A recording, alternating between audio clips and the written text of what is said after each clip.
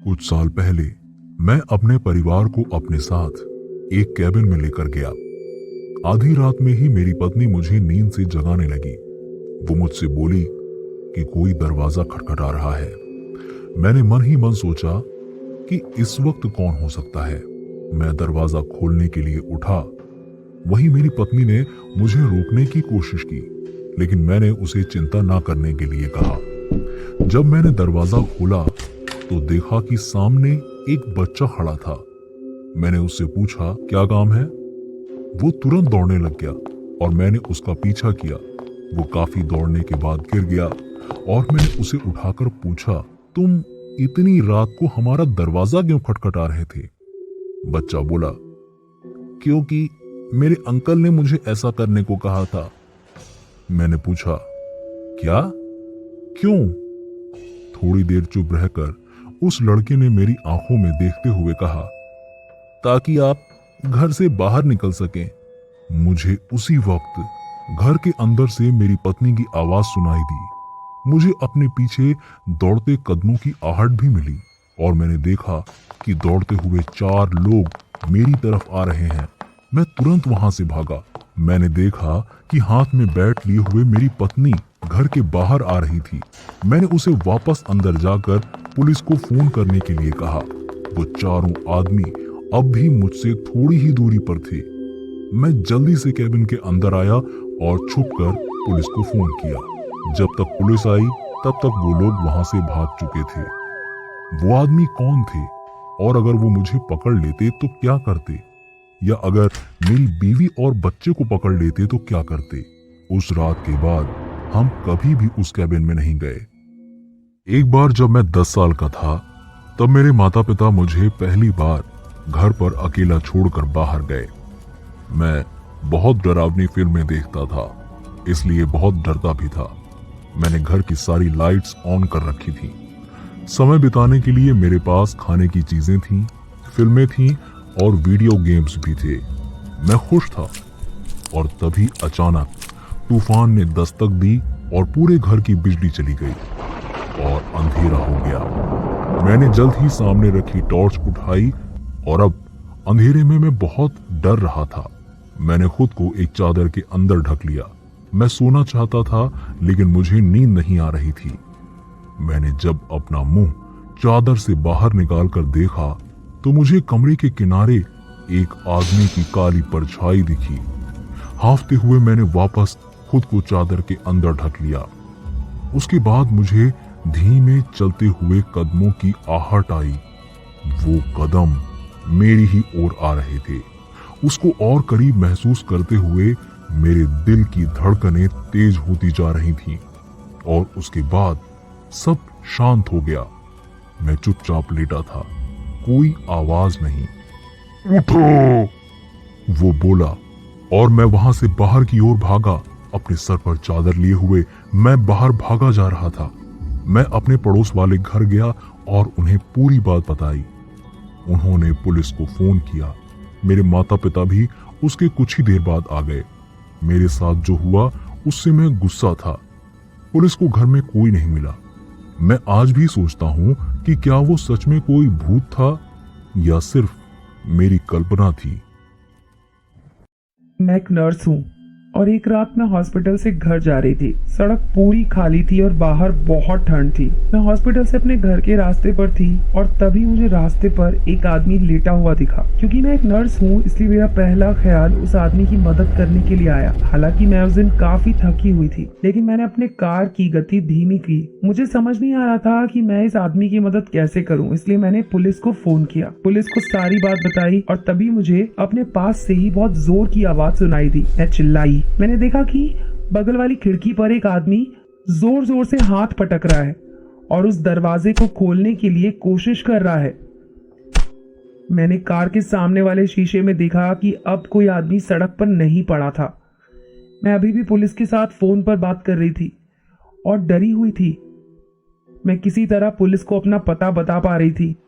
वो आदमी लगातार खिड़की पर हाथ पीट रहा था और पुलिस ने मुझे लगातार कार चलाते रहने के लिए कहा। कुछ मिनट बाद पुलिस ने मुझसे कहा कि मैं अब अपनी कार घुमाकर किसी भी तरफ जा सकती हूँ।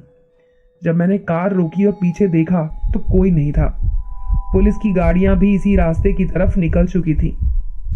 मैंने पुलिस को शुक्रिया अदा किया और फोन रख दिया। तब मुझे पीछे से वो आदमी 2 और आदमियों के साथ दौड़ते हुए नजर आया।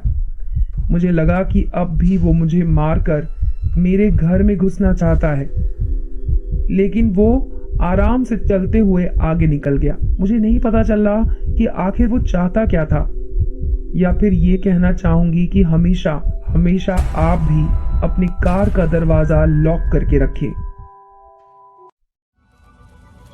मेरा नाम निक्की है। मैं 23 साल की हूँ और 3 साल पहले मैं एक स्टोर में काम करती थी।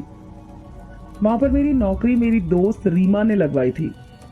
उसका काम रजिस्टर की लेन देन से था और मेरा सामान को साफ सुथरा रखने का। एक दिन उस स्टोर में एक जवान लड़का आया और मुझसे बातें करने लगा।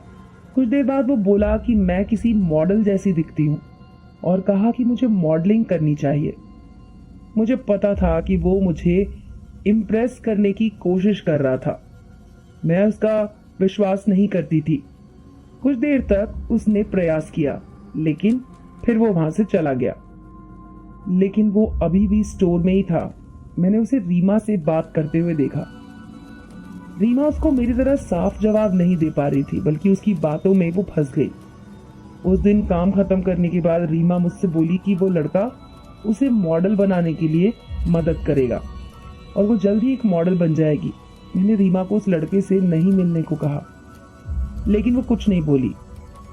1 हफ्ते बाद रीमा एक दिन काम पर नहीं आई, ना ही वो फोन उठा रही थी। वो गायब हो चुकी थी।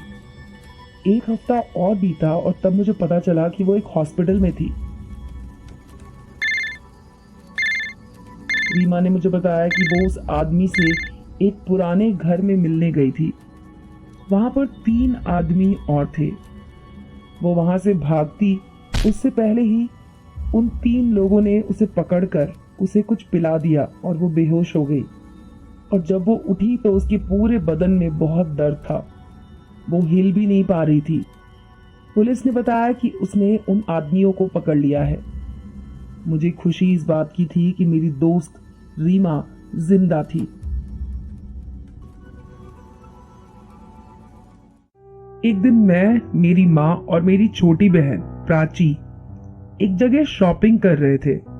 शॉपिंग करने के बाद प्राची मेरी माँ का फोन चाहती थी और माँ ने उसे वो दे दिया। वो फोन में गेम खेलने लगी। सब कुछ शांत था। तभी मेरी बहन बोली, मैं यहाँ पहले भी आ चुकी हूँ। मैंने हैरानी से पूछा, मतलब तुम पहले कहाँ आ चुकी हो?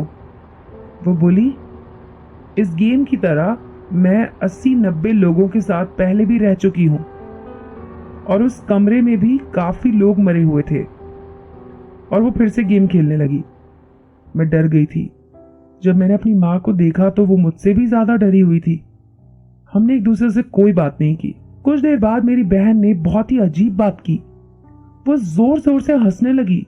जब मैंने उससे पूछा कि वो हंस क्यों रही है, तो उसने कुछ अजीब सा ही कारण बताया जो मुझे तो नहीं समझ में आया। वो लगातार गेम खेलती रही। मैंने घर आते ही अपनी माँ को अंदर वाले कमरे में बुलाया, क्योंकि वो मेरे कमरे में अब भी गेम खेल रही थी। मैंने अपनी माँ से पूछा, ये क्या हो रहा है? और वो बोली, मुझे नहीं पता। तभी बाहर से प्राची बोली, मुझे पता है तुम लोग मेरे बारे में जानना चाहते हो। आओ, मैं तुम्हें बताती हूँ। और वो फिर से बोली, सैंडी, बहुत दिनों से तुमसे मैं नहीं मिली, यहाँ आओ। मैं और मेरी माँ दोनों बहुत ही ज्यादा अचंभित थे। मेरी बहन को मेरा नाम सैंडी नहीं पता था। मेरी माँ मुझे धीमी आवाज में बोली, ये तुम्हारी दादी है, वो तुम्हें हमेशा सैंडी कहती थी। हमने दरवाजा खोलकर प्राची को देखा। वो अपनी कहानी बताने के लिए वही जमीन पर बैठ गई और बोली, हम लोग एक नाव में थे और मैं उससे कूद गई थी और उसके बाद मेरी बहन वापस ठीक हो गई। वो काफी हैरान थी। वो बोली, हम लोग इतनी जल्दी घर कैसे आ गए? और तुम लोग मुझे ऐसे क्यों देख रहे हो? तब मेरी माँ ने कहा, क्या तुम्हें कुछ भी याद नहीं? और प्राची उठकर अपने कमरे में चली गई। आज भी मैं सोचती हूँ कि आखिर वो घटना हुई कैसी थी। मैं पूल के पास लेटी हुई थी और मम्मी किचन में खाना बना रही थी। पापा एक फिल्म देखकर वापस लौट रहे थे। मेरी जिंदगी में सब कुछ ठीक था, लेकिन बगल में एक पड़ोसी के आ जाने से सब कुछ बदलने लगा।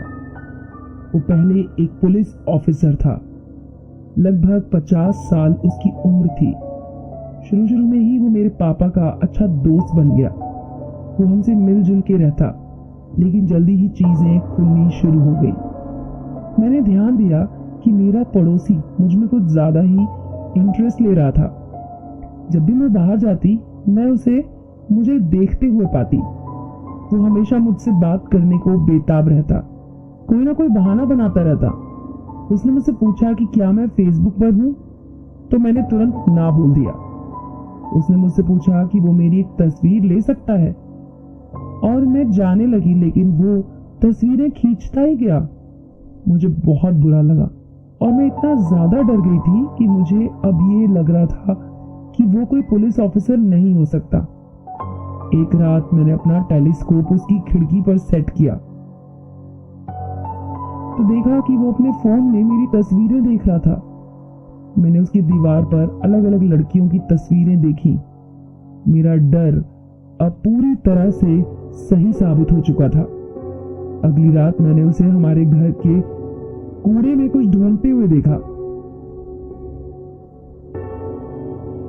उसने उस कूड़े में से मेरी रुमाल निकाली और उसे अपने साथ लेकर चला गया। मेरे डर की कोई सीमा ना थी। अगली सुबह मैं अपने घर के बाहर पुलिस की सायरन की आवाज सुनते हुए उठी। मैं जल्दी से उठी और देखा कि मेरे माता पिता को हथकड़ी पहनाए हुए पुलिस लिए जा रही थी। मैं चिल्लाते हुए उनके पीछे भाग रही थी कि तभी उस पड़ोसी ने मुझे रोक लिया। डरती हुई आवाज में वो बोला, मुझे माफ कर दो, वो तुम्हारे सही माता पिता नहीं थे। तुम पिछले 14 साल से लापता थी। अब तो डीएनए टेस्ट ने भी साबित कर दिया है